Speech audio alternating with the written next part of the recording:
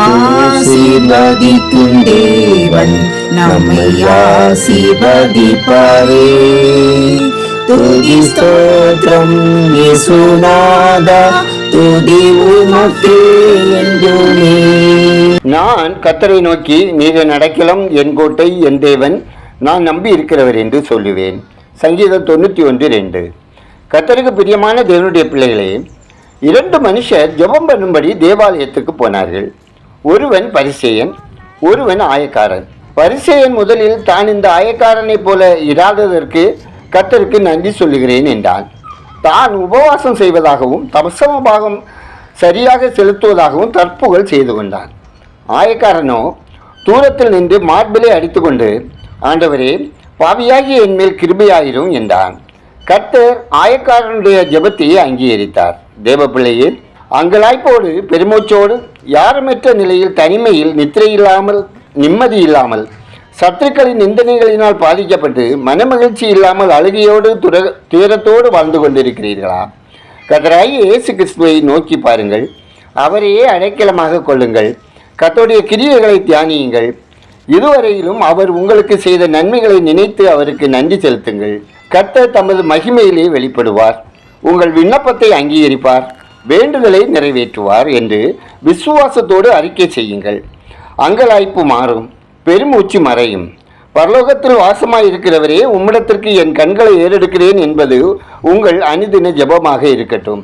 பிரச்சனைகளை நமது மாம்ச கண்களால் பார்க்கும்போது அவைகள் பெரிதாக தெரிந்து நம்மை பயமுறுத்தும்.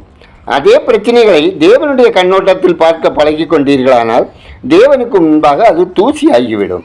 கர்த்தரையே நம்புங்கள், கர்த்தரையே நோக்கி பாருங்கள்.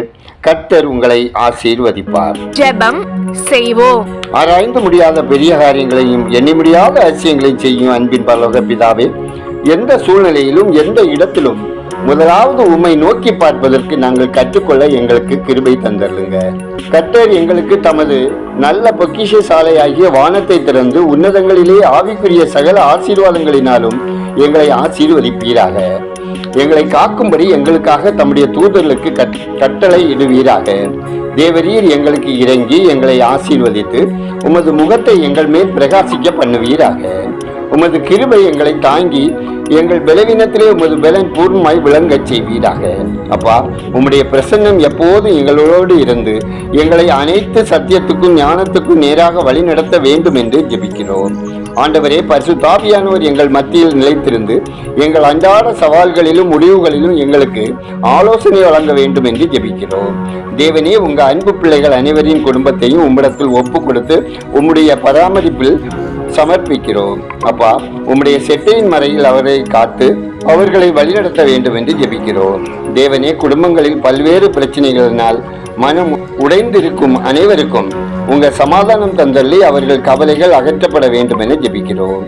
ஒவ்வொருவரின் கையின் பிரயாசங்கள், வேலை, தொழில், வியாபாரம், விவசாயம் ஆசீர்வதிக்க வேண்டும் எனவும் ஜெபிக்கிறோம். ஒவ்வொரு குடும்பத்தின் பிள்ளைகளும் கர்த்தருக்கு பயந்து உலக இச்சைகளுக்கும் போதை பழக்கங்களுக்கும் பிசாசின் கண்ணிகளுக்கும் விலக்கி காக்கப்படவும், விடுதியில் தங்கி படிக்கும் வேலைக்கும் செல்லும் பிள்ளைகள் தீய கண்களுக்கும் தீய பழக்கங்களுக்கும் மறைவிட பாவங்களுக்கும் தங்களை விலக்கி பாதுகாத்துக் கொள்ளவும், படிக்கிற பிள்ளைகளுக்கு தேவ ஞானம் கிருபை தந்து ஆசீர்வதிக்க வேண்டும் எனவும் ஜெபிக்கிறோம். ஆண்டவரே, பற்பல வியாதிகளினாலும் உடல் பலவீனத்தோடும் மருத்துவமனைகளிலும் வீடுகளிலும் சிகிச்சையில் இருப்போருக்கும் தொடர் சிகிச்சையில் இருப்போருக்கும் தேவன் இரக்கம் செய்து மரண கண்ணிகளுக்கு விலக்கி அவர்களை ஆரோக்கியம் சுபலத்தோடு வாழ கிருபை தந்தள்ள வேண்டும் என ஜெபிக்கிறோம். ஆண்டவரே, திருமணத்திற்காக காத்திருக்கும் பிள்ளைகளுக்கு ஏற்ற வாழ்க்கை துணையை தந்தள்ளவும், திருமணமாகி நீண்ட நாட்களாக குழந்தை இல்லாமல் இருக்கும் பிள்ளைகளுக்கும் தேவன் அற்புதம் செய்யும்படியும், கர்ப்பஸ்திரிகளுக்கு குறித்த நாளில் சுகப்பிரசவம் தந்தள்ளவும் ஜெபிக்கிறோம். இந்த நாளில் பிறந்த நாளை திருமண நாளை காண்பவர்கள் ஆசீர்வதிக்கப்படவும், இயற்கை சீற்றத்தால் உஷ்ணத்தால் மழை வெள்ளத்தால் பாதிக்கப்பட்ட மக்களுக்கு ஏற்ற உதவிகள் கிடைக்கச் செய்து ஆரோக்கியமாக பாதுகாப்பாக அவர்கள் வாழவும் தேவன் இரக்கம் செய்திட ஜெபிக்கிறோம்.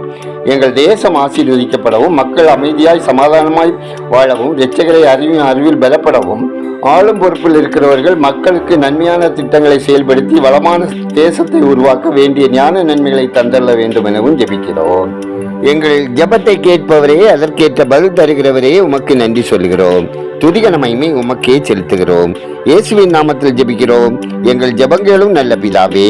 ஆமேன்.